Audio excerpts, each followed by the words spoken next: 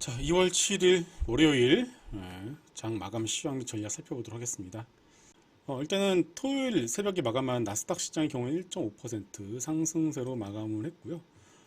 S&P 500 지수 역시 0.5% 상승 마감하면서 아직까진 그렇게 안심하는 모습은 아니지만 그래도 일단 바닥을 잡으려는 시도는 하고 있다라고 봐야 될 것 같습니다.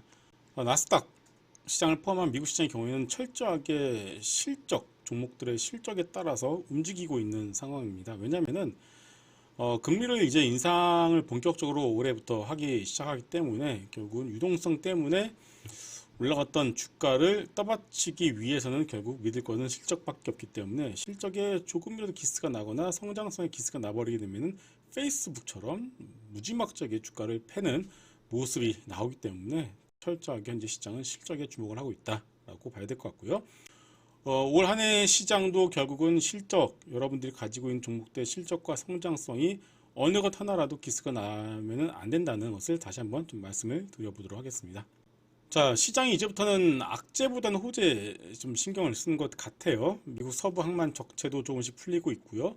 오미크론 같은 경우도 데이터를 보시게 되면 피크를 치고서 이제 밀리는 모습이 나오고 있고, 북유럽도 위드 코로나, 노르웨이, 덴마크가 방역 규제를 해제를 하고 있습니다.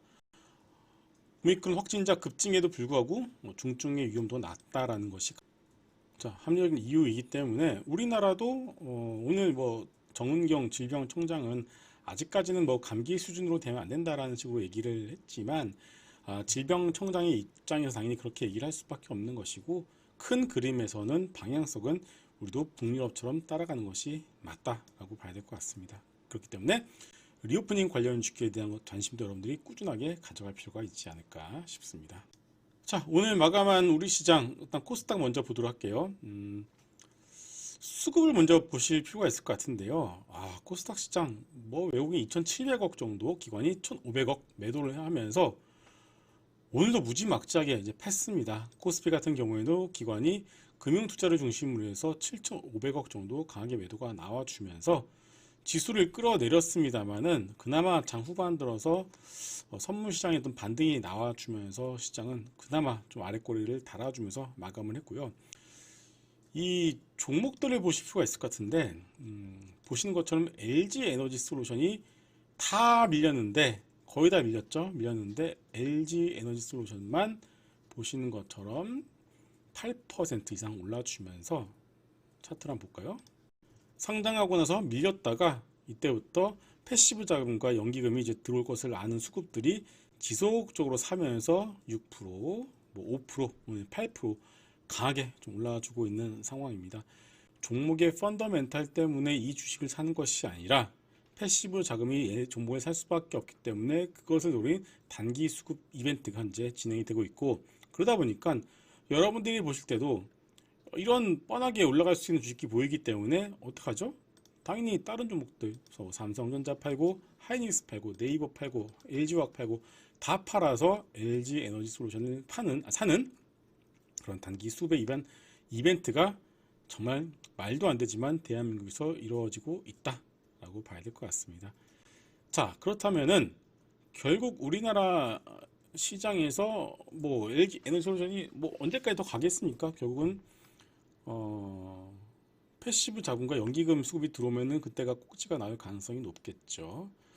그렇게 되면은 그때 매도한 수급들이 결국 다시금 오늘 판 주식들을 다시 줍줍하는 그런 모양이 나올 가능성이 높다라고 봐야 되지 않을까 싶습니다. 자, 그의 섹터를 보시게 되면은 에코프로비엠이 이 내부자 정보에 대한 거래에 대한 이슈에서 아직까지는 자유롭지는 못한 것 같은데 오늘 장중에 이제 그 에코프로비엠 회장이 이제 물러난다라는 뉴스가 나오면서 마이너스 10%까지 갔던 주가가 마이너스 4%까지 당겨주면서 그나마 꼬리를 달아주면서 마감을 했습니다. 자, 이렇게 되면은 1월 28일의 아랫꼬리, 오늘의 아랫꼬리 이 두 개를 본다면은 거래도 터졌고요. 어느 정도 35만원 아래에서는 저점 가능성이 높다라고 봐야 될 것 같습니다. 그러면은 그동안 지수, 특히나 2차 전지 섹터를 눌렀었던 그런 투심도 어느 정도는 마무리가 될 가능성이 높지 않을까 싶습니다. 자, 그리고 오늘 위메이드 같은 종목들, 게임주들이 그나마 좀 올라주면서 보시면은 뭐 컴투스 홀딩스 6%, 컴투스 4%, 그리고 뭐 디어유 엔터 주죠. 예. 결국 게임 엔터 같은 종목들이 반등이 조금 나와주면서 지수를 조금 받쳐줬다라고 봐야 될 것 같은데, 과연 얘네들이 어디까지나 더 갈 수 있을까라는 질문을 하게 되면은 역시나 뭐 이 정고점까지는 쉽진 않겠죠. 결국 낙폭 과대 종목들이 지수 반등 때는 먼저 올라가는 그런 경향을 보이고 있는데, 이번에도 여지없이 그런 모습이 나오고 있고요.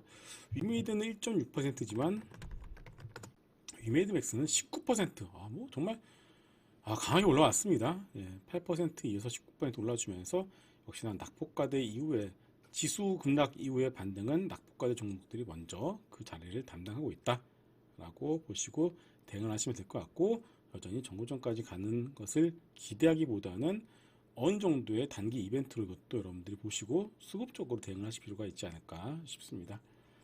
앞으로의 관심 섹터는 리오프닝입니다. 대한항공을 탑픽으로 말씀을 드리고 있겠고요. 그리고 코인 섹터들이 최근에 반등이 많이 나왔어요. 그래서 비덴트 같은 종목들도 오늘 뭐 갭상승 이후에 코인 섹터에 어떤 모르겠습니다. 코인 섹터 전부 다 갭상승 이후에 밀리는 모습이 나왔습니다. 비덴트도 그렇고 우리 기술 투자도 그렇고요. 뭐 FSN도 그렇고 T사이언티픽도 마찬가지고 전부 다 똑같은 차트 모양을 가지고 있는데, 결국은 코인의 반등이 지속이 된다라면은 이들 섹터도 어떻게 보면 낙폭 과대 대표적인 섹터이기 때문에 아까 봤었던 위메이드 맥스처럼 빠르게 어느 정도는 단기 반등이 나올 가능성이 높기 때문에 그런 것도 여러분들이 조금 활용을 하실 필요가 있지 않을까 싶고요. 그리고 항공우주 관련주도 제가 관심 종목을 통해서 블랙스탁 유튜브를 통해서 계속 말씀을 드렸었죠. 바로 한국 항공우주. 그렇죠. 오늘도 정말 강하게 나오면서 거의 뭐 52주까지는 아니더라도 그래도 6개월 신고가를 다시 한번 좀 찍는 모습이 나왔고요. 그리고 인텔리안 테크도 제가 계속 말씀을 드렸었던 종목이죠. 오늘도 6% 강하게 반등이 나오면서 인텔리안 테크 올 한 해 여러분들이 관심 있게 계속적으로 추적을 해야 될 종목이라고 계속 강조를 드리고 싶습니다. 자, 전략은 똑같습니다. 지금은 지수 역배열입니다. 역배열이기 때문에 우리가 어느 정도 이렇게 정배열 구간에 하다못해 20일 이평선 위에 지수가 위치해 있을 때는 코스피도 그렇고 코스닥도 그렇고 뭐 추격 매수를 해도 되고 차트 매매를 해도 다 먹히는데, 이 역배열 지수 역배열 구간에서는 여러분들 뭐 기술적 매매, 차트 매매, 이런 추격 매매 함부로 하시면은 전부 다 잘 안 되는 경우가 많기 때문에 지금은 내가 잘 아는 종목에 대해서 조정시마다 가져가는, 매수해가는, 추가 매수하는 그런 전략을 여러분들이 그렇게 좀 주 전략으로 삼으실 필요가 있어 보이겠고요. 잦은 매매는 여러분들 이 상황에서는 하시면은 꼭 물린다라는 것을 다시 한번 말씀을 드리도록 하겠습니다. 하지만 시장은 어느 정도는 뭐 코스닥 기준 920포인트까지는 반등이 충분히 기대를 해볼 수 있을 것 같고요. 코스피도 2800 언저리까지는 충분히 반등을 기대해 볼 수 있기 때문에 이때까지는 여러분들이 지금의 포지션을 충분히 가져가시면서 주식 비중을 어느 정도 채워 나가신 것도 나쁘진 않는 것 같고요. 2800 코스닥 기준 2925 정도까지 오게 되면 그때부터는 조금 절반 정도 주식 비중 줄이면서 다시 한번 좀 주가 밀릴 어떤 그런 가능성에 대해서 좀 대비를 하시는 것이 좋지 않을까 싶습니다. 자, 오늘도 여러분 정말 수고 많이 하셨고요. 저는 내일 이 시간에 다시 뵙도록 하겠습니다. 감사합니다.